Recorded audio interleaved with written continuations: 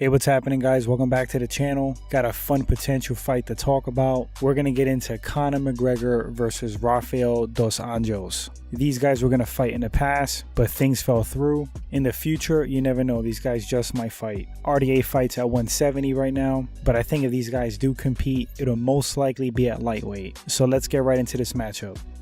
Conor McGregor stands at 5'9" with a 74-inch reach. He has an overall MMA record of 21 wins with 4 losses. 18 of those wins have been by KO TKO. Conor's primarily a striker, but he has a brown belt in Brazilian Jiu-Jitsu.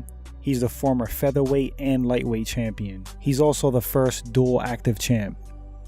RDA stands at 5'8". He has a 70-inch reach. His overall mixed martial arts record is 29 wins with 11 losses. RDA has good Muay Thai striking. I like his boxing for MMA. He has a really good ground game. He's a 3rd degree black belt in Brazilian Jiu-Jitsu. 10 of RDA's wins have been by way of submission, 14 of those via decision.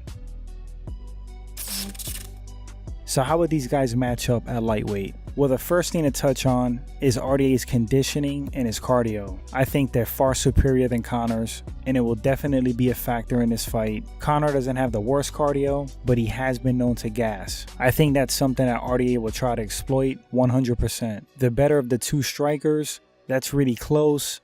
I think RDA has phenomenal striking, is very technical, he mixes it up, he's relentless. Conor McGregor is also technical. I think he's more accurate and precise. Conor to me has more knockout power. RDA has great footwork, but I like Conor's entries and how he just hops in and out. Two different styles of striking, but for me, I think Conor's the more dangerous striker.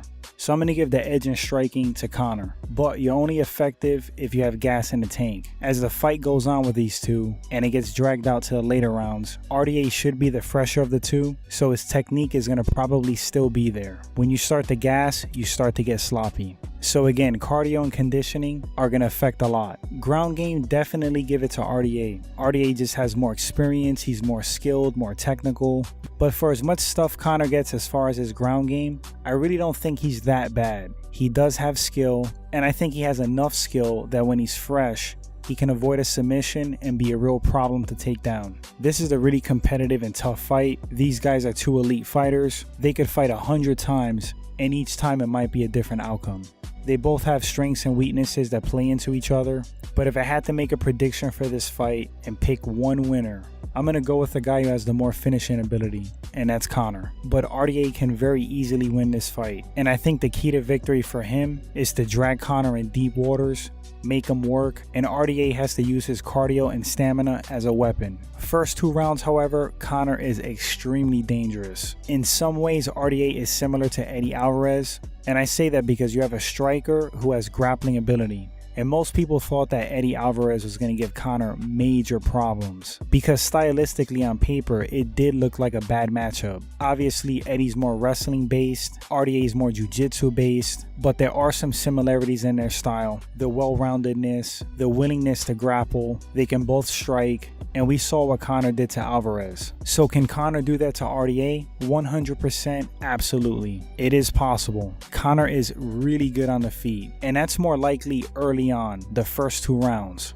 But on the flip side, can RDA dominate Conor in somewhat similar fashion Khabib did? And I'm going to say yes. If RDA comes in with the right game plan and stays disciplined in the fight, he can use a similar approach as Khabib and thoroughly dominate Conor. But there are some crucial key factors for him. Can he make Conor tired? Can he wear him out?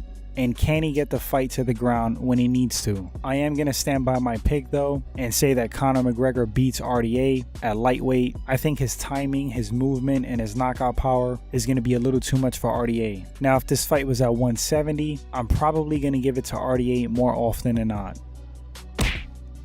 But these are just my opinions. Guys, feel free to drop those comments. Let me know who you think will win and why. Thanks for watching this segment, and I'll catch you guys on the next one.